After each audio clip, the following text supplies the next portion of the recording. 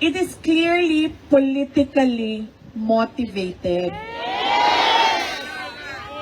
Panahon yon ng kampanya.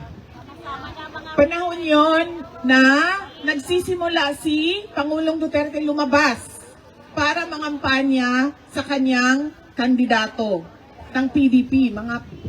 Pumunta na siyang Hong Kong para sa kanyang mga senator candidates. Meron ng mga schedule at plano sa pangangampanya.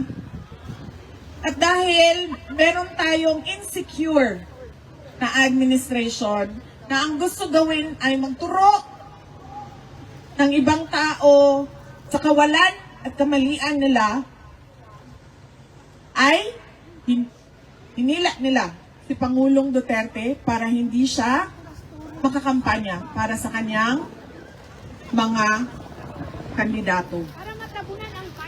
At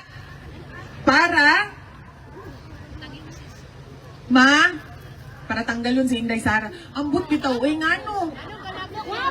Ay ma'am, wala dito kasabot. Ngano si Inday Sara na lang mangyod. Sana po. Tapos magkahuman, nangutanan na po mo sa beauty secret. Wala ko kasabot ngano si Inday Sara na lang mangyod ang hinungdan sa tanan. Ang tawag ana sa iyang political scapegoating.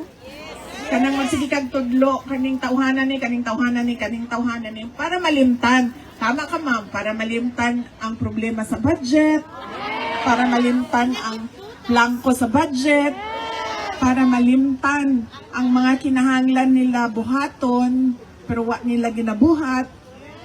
Kanang mga ingon anak. Jurisdiction, complementarity, political persecution, and ma'am, some sort of discrimination. Because why only Africans? Why an Asian? Why not the Western leaders? Diba? Bakit? Kasi tayo lang din naman ata ang bansa sa buong Pilipinas na kukunin yung kanyang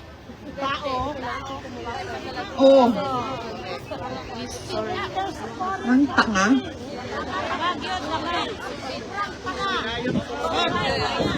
Nakakahiya. Ano, nahihiya ako. It's shameful. Because, yes ma'am.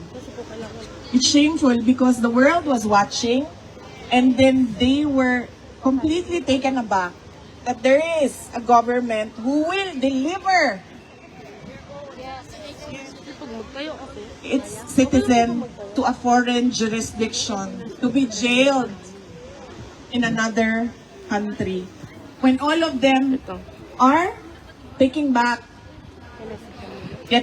all their citizens. So that is the ICC, ma'am.